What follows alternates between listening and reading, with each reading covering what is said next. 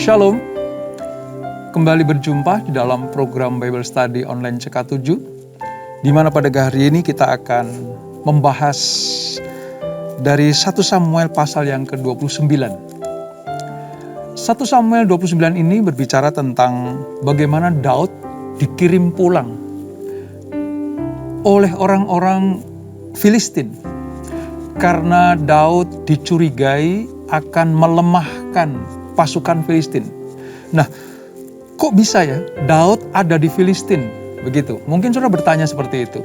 Nah, dari apa yang kita pelajari pasal-pasal sebelumnya, kita tahu bahwa Daud itu dikejar-kejar oleh Saul. Kita ingat ya, bagaimana Saul sangat iri kepada Daud karena orang-orang Israel menyanyikan pujian, Saul mengalahkan beribu-ribu, tapi Daud berlaksa-laksa. Sejak saat itu, Saul mengejar-ngejar Daud untuk dibunuh. Nah, pelariannya saudara, sampai ke Filistin. Nah, ketika dia ada di Filistin, dia dicurigai akan menjadi titik lemah bagi orang Filistin karena orang Filistin tahu Daud itu orang Israel. Nah, kisahnya seperti apa? Mengapa orang Filistin mengembalikan Daud supaya dia tidak ikut bagian dalam pasukan orang Filistin? Kita akan baca, kita renungkan, dan kita pelajari, kita mengambil manfaatnya. Namun lebih dahulu mari kita datang kepada Tuhan, kita minta pengurapan daripada Tuhan. Kita sembah Dia, saudara.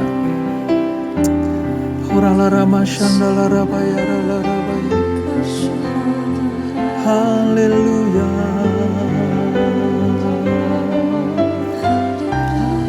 Kami bersyukur kepadamu, kami bersyukur kepadamu Tuhan, sebab kasih setiamu lebih dari segala, kebaikanmu nyata Tuhan bagi kami. Uralara masyandalara patakayara lara bayara lara bayara lara bayara. Terima kasih Tuhan. Terima kasih Yesus. Engkau ada bersamaku di setiap musim hidupku. Pernah kau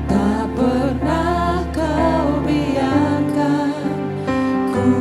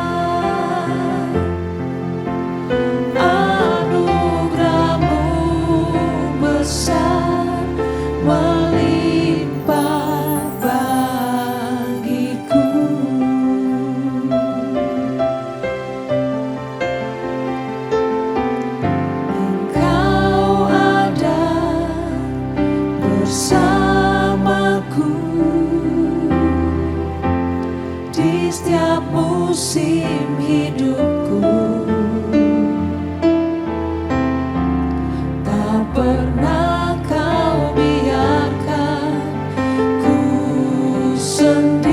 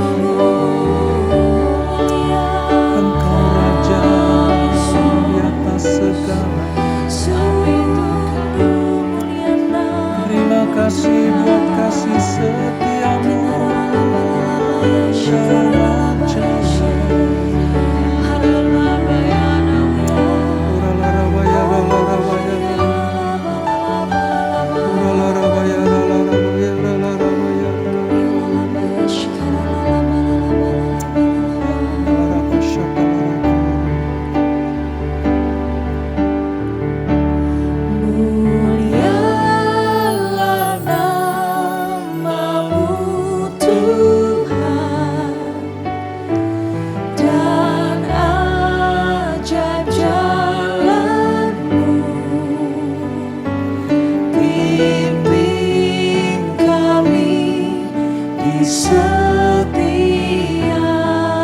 waktu.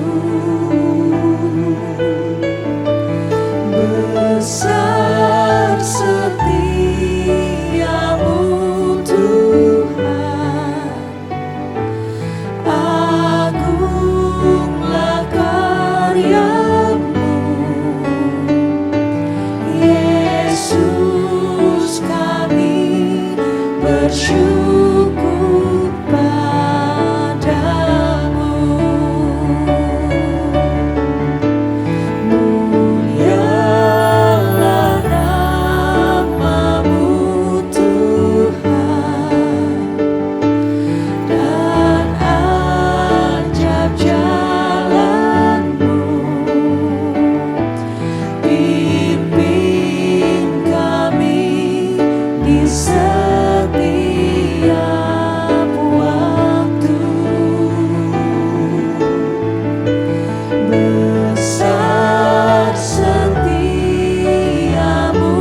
Tuhan, agunglah karyamu. Yesus, kami bersyukur padamu.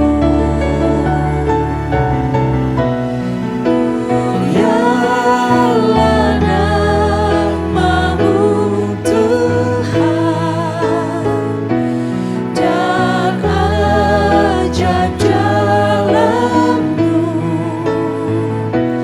Pimpin kami di setiap waktu. Besar setiamu Tuhan, agunglah karyamu. Yesus, kami bersyukur padamu.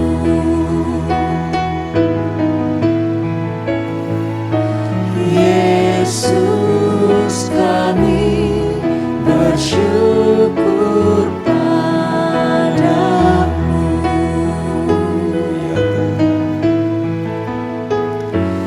Yesus, kami bersyukur padamu.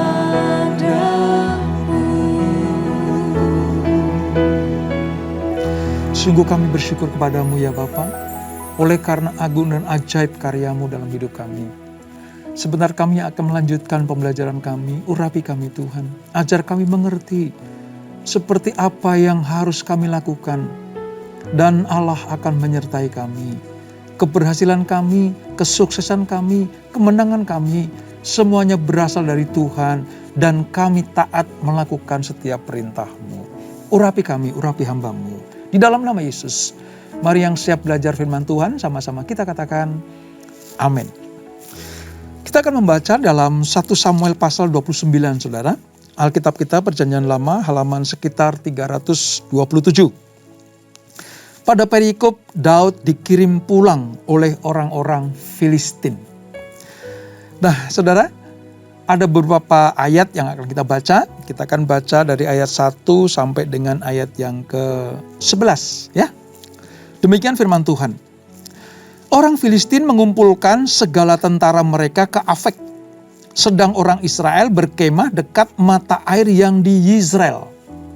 Jadi pada peristiwa ini, saudara, orang Filistin itu akan berperang berhadapan-hadapan dengan orang Israel. Nah, saudara tahu, Daud yang notabene adalah orang Israel, saat ini ada di pihak orang Filistin. Ayat 2.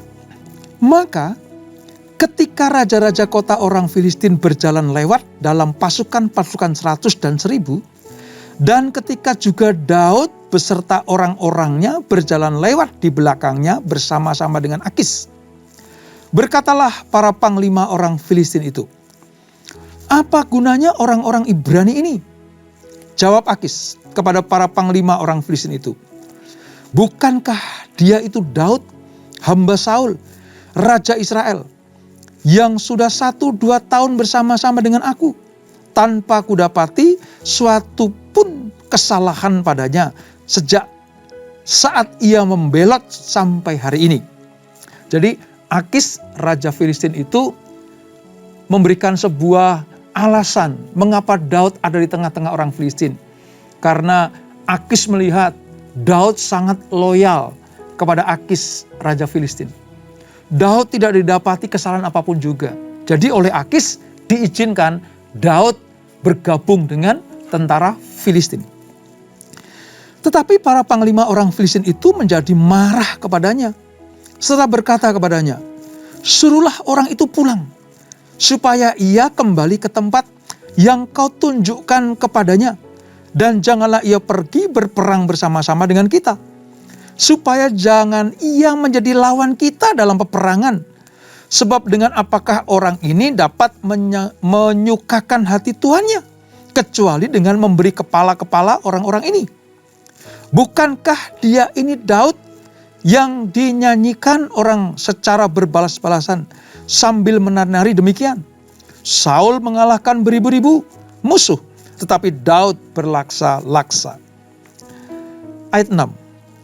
Lalu Akis memanggil Daud dan berkata kepadanya, "Demi Tuhan yang hidup, engkau ini orang jujur, dan aku memandang baik jika engkau keluar masuk bersama-sama dengan aku dalam tentara, sebab aku tidak mendapati suatu kejahatan padamu sejak saat engkau datang kepadaku sampai hari ini.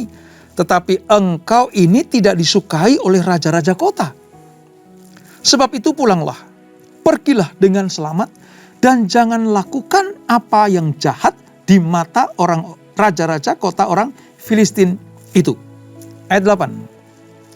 Tetapi Daud berkata kepada Akis, "Apa yang telah kuperbuat?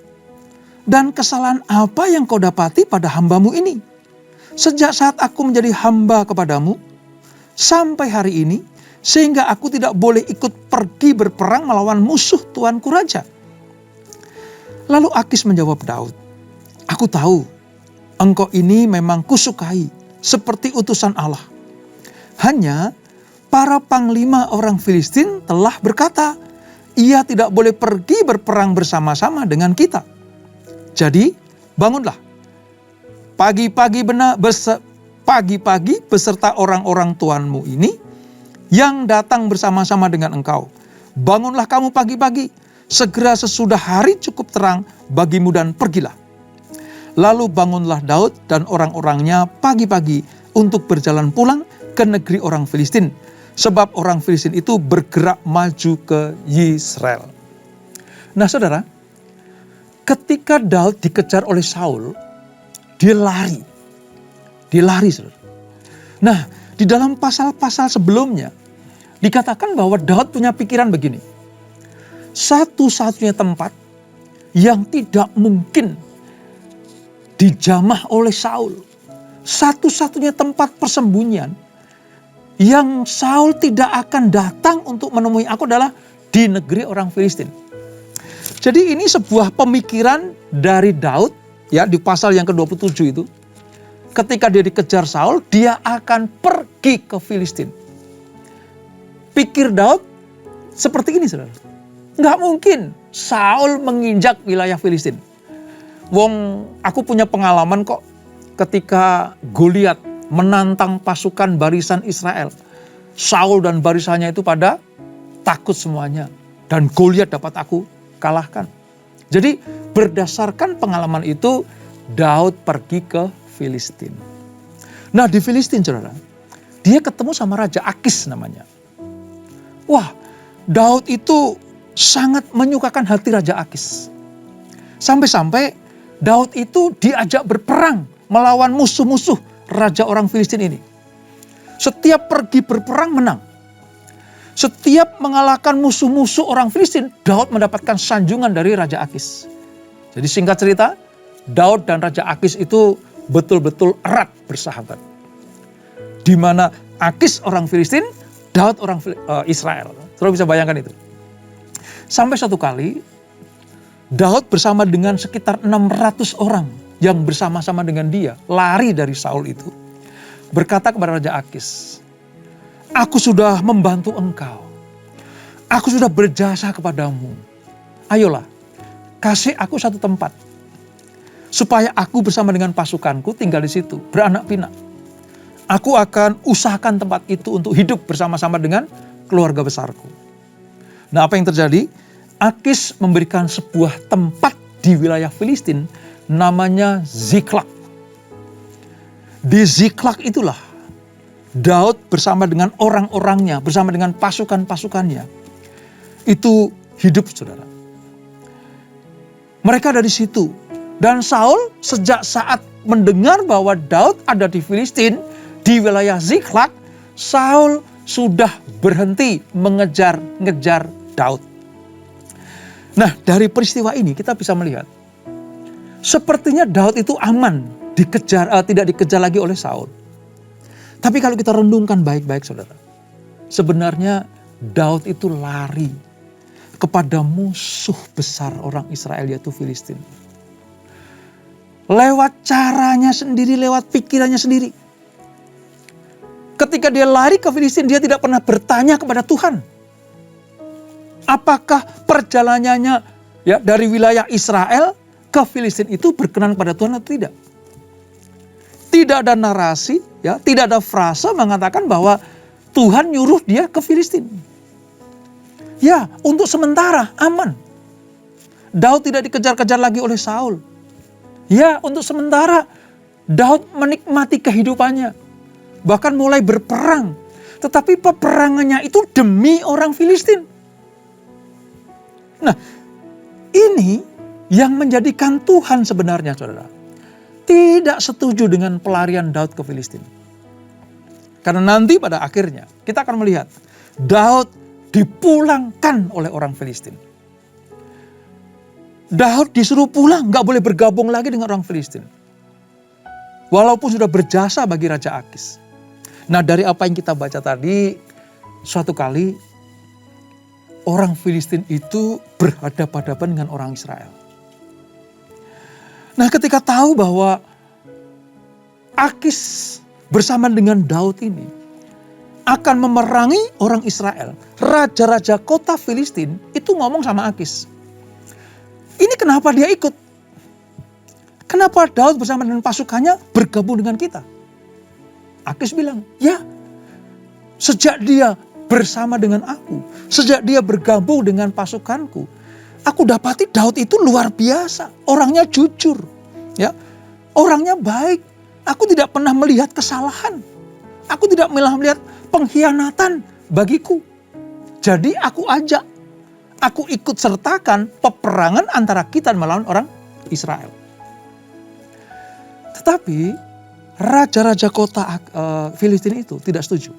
"Jangan.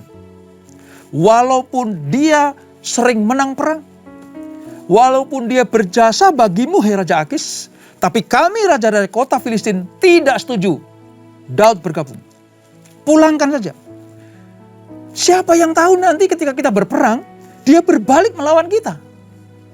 Siapa tahu Daud ini disusupkan oleh Saul supaya kita kalah melawan Israel." Itu pikiran raja-raja kota orang Filistin. Nah, karena terdesak, saudara.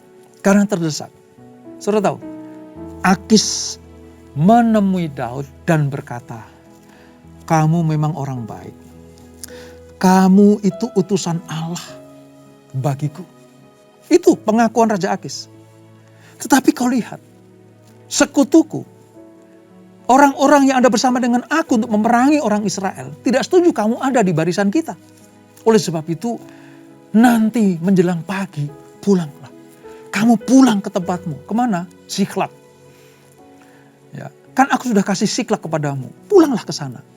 Hiduplah aman tentram di sana. Kamu tidak boleh ikut berperang melawan orang Israel. Pada mulanya, saudara, Daud berkata, "Apa salahku? Apakah engkau meragukan kesetiaanku kepadamu? Bukti sudah mengatakan, kemanapun kamu pergi berperang, aku bersama dengan engkau. Dan berapa musuh dapat kita kalahkan. Tetapi kau lihat," kata Akis, "kau tidak diterima, jadi pulanglah." Dengan terpaksa, Daud tidak ikut berperang di pihak orang Filistin untuk melawan orang Israel. Ini menarik, saudara.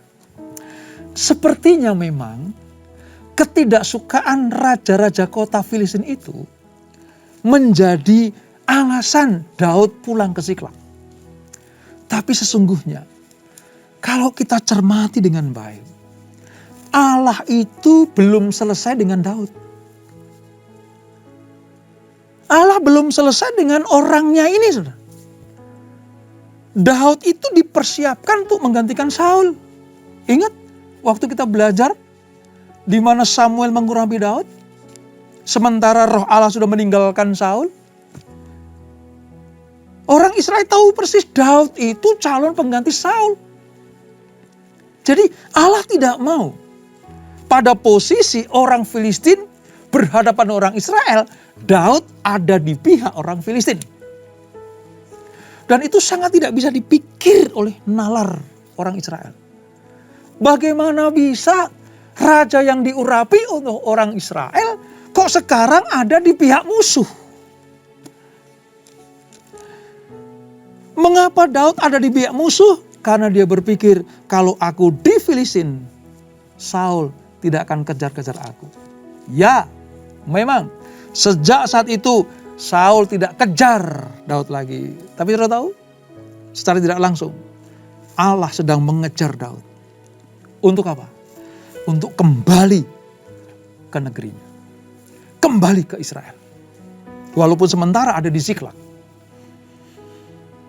Dalam diri Daud sendiri sebenarnya kegalauan, saudara. Ada kegalauan. Bagaimana tidak? Dia pahlawan Israel, tapi pada masa perang antara Raja Akis bersama dengan sekutunya untuk berhadapan orang Israel, Daud ada di pihak musuh. Sebenarnya galau. Tapi kadung sudah ada di orang Filistin, maka Daud ingin menunjukkan kesetiaannya. Menunjukkan pengabdiannya karena Akis sudah baik dengan dia. Tapi Allah punya rencana lain. Ya. Penolakan orang-orang raja-raja kota orang Filistin terhadap Daud adalah jalannya Tuhan supaya Daud kembali kepada posisi yang sebenarnya. Nah, pelajaran yang dapat kita petik ini, saudara.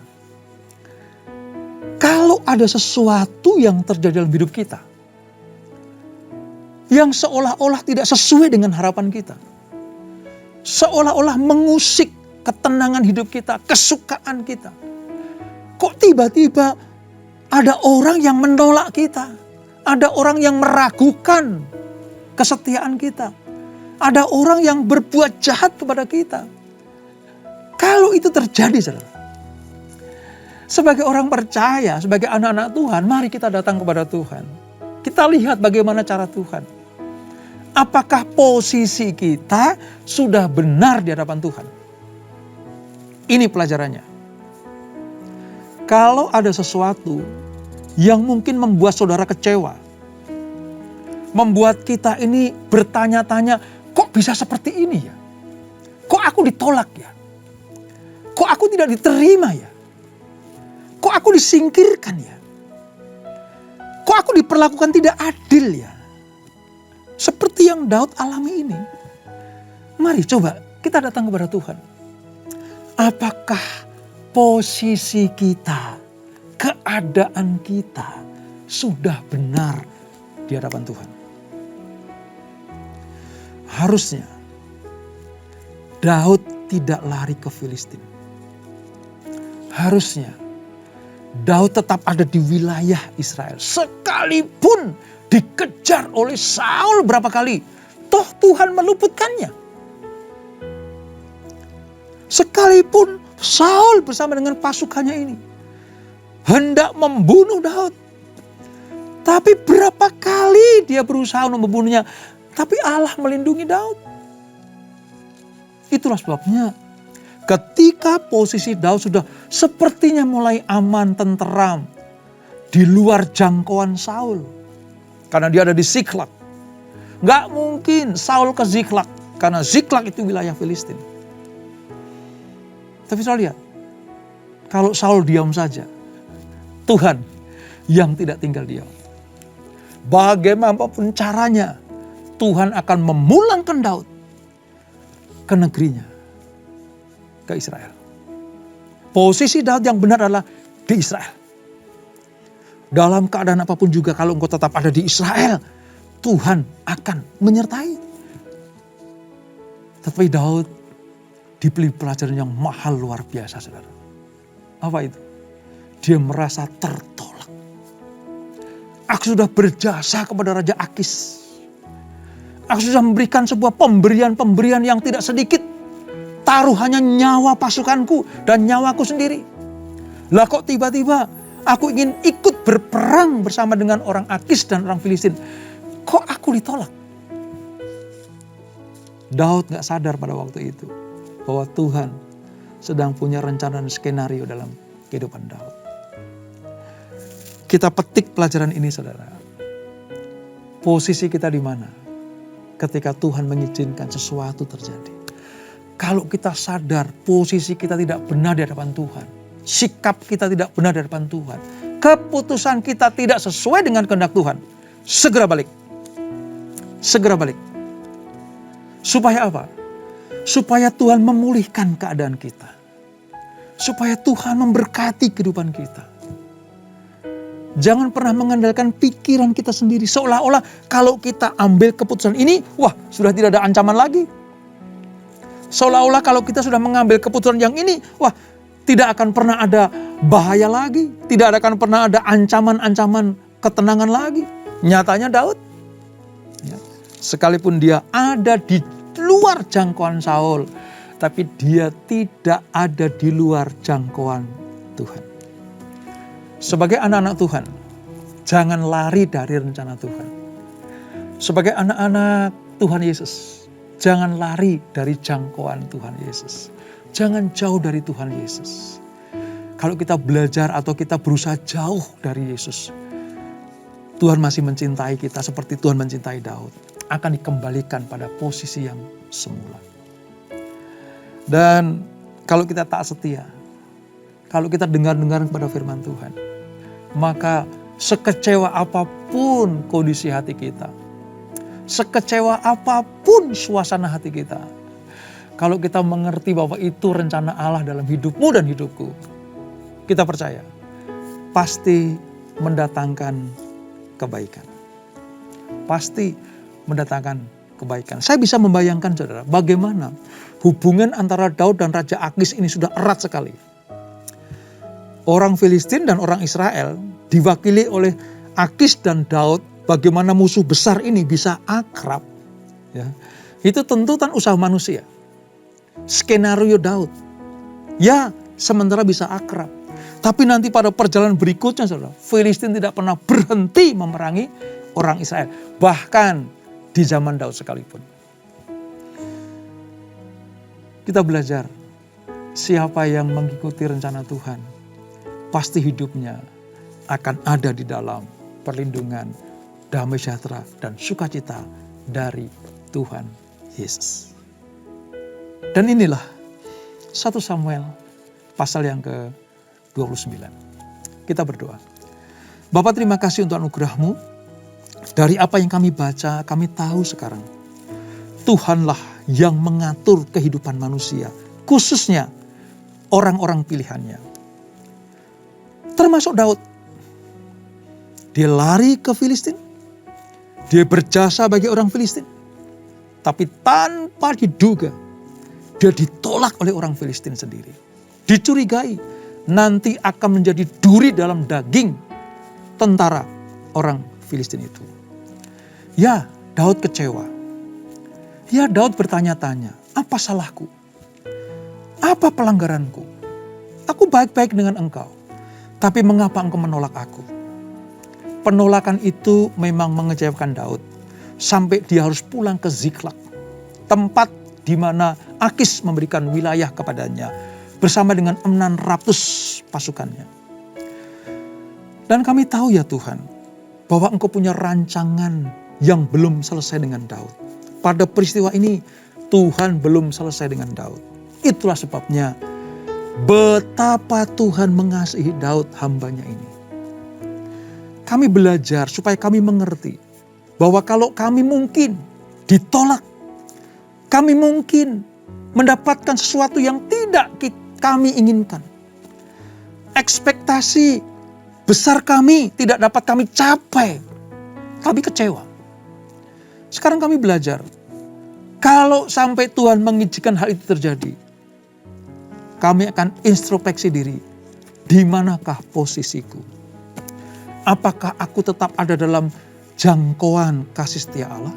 Atau aku ada di wilayah orang Filistin? Tempat di mana Tuhan tidak perintahkan aku ada di situ. Terima kasih Bapak, ajar kami mengerti. Ajar kami memiliki hikmat yang daripadamu. Supaya kami tidak salah posisi di hadapan Tuhan. Kami tetap ada di dalam wilayah jangkauan kasih setia Tuhan.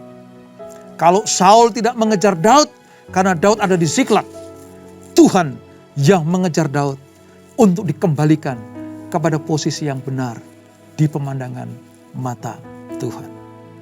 Bagi orang-orang pilihan Tuhan, tidak bisa lari kemana-mana. Sebab mata Tuhan tertuju kepada anak-anaknya yang dipersiapkan menjadi alat kemuliaannya. Terima kasih Bapak. Terima kasih. Terima kasih untuk berkat pengertian firman-Mu ini. Kami mau taat setia kepada Engkau. Kami mau dengar-dengaran firman-Mu. Taat melakukan firman-Mu. Maka berkat-Mu akan tercurah buat kami semuanya. Berkati anak-anak-Mu. Berkati keluarga demi keluarga.